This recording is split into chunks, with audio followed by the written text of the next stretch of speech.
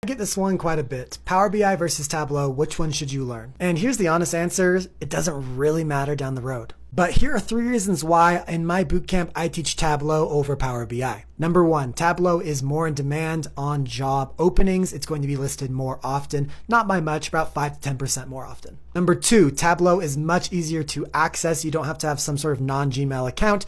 Also, it works on Mac and Windows, unlike Power BI, which only works on Windows. And number 3, Tableau has a much stronger community with Tableau Public and just like the whole community around it. It is a lot more fun. There's a lot more community help. There's a lot more forums for Tableau than there is for Power BI. That being said, you could totally learn Power BI over Tableau and do perfectly well. There's lots of jobs that are in demand for Power BI. I just personally think that Tableau is a better place to start, but I actually kind of like Power BI more as a tool. I think is a little bit easier to use, a little bit more fun. But once again, you can't really go wrong either way with learning either of these. If you found this useful, go ahead and hit subscribe because I have a lot more data content I want to share with you guys.